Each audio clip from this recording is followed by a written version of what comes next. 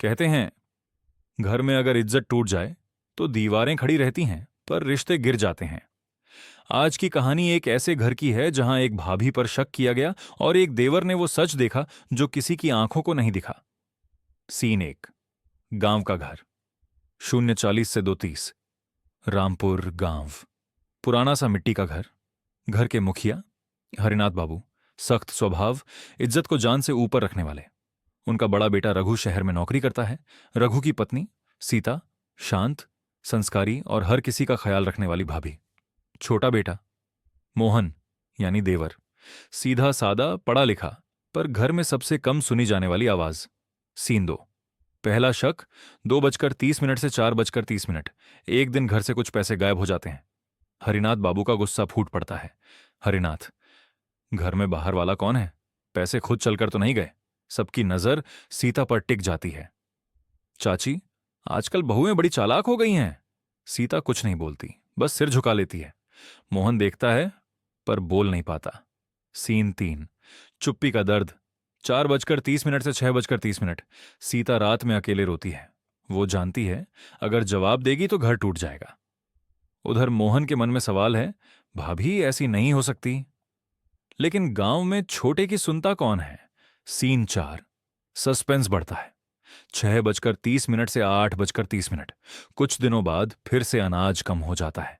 अब इल्जाम पक्का कर दिया जाता है। हरिनाथ कठोर आवाज में, अगर सच नहीं बताया तो इस घर में रहना मुश्किल होगा। सीता पहली बार बोलती है। सीता कांपती आवाज, अगर मेरे जाने से घर की इज्जत बचती है तो मैं चली जाऊंगी। पूरा घर सन्न।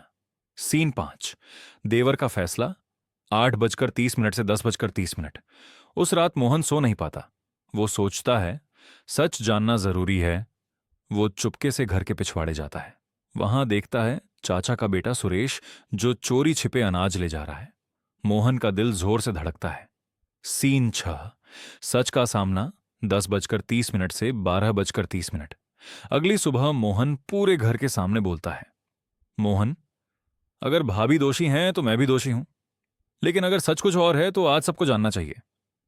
वो सुरेश को सामने लाता है। सुरेश टूट जाता है। सारा सच बाहर आ जाता है। सीन 7, पछतावा। 12:30 से 14:30। हरिनाथ बाबू की आंखें भर आती हैं। हरिनाथ, भारी आवाज, जिस बहू ने घर बचाया उसी पर हमने शक किया। सीता चुपचाप हाथ जोड़ती है। सीता, घर बचा रहे यही मेरे लिए काफी है। सीन 8, सामाजिक मैसेज। 14:30 से 16। नैरेटर, इस कहानी से एक सीख मिलती है। घर में सबसे आसान होता है औरत पर शक करना, लेकिन इज्जत उम्र से नहीं समझ से आती है। जो चुप रहता है वो कमजोर नहीं होता, कई बार वही सबसे मजबूत होता है।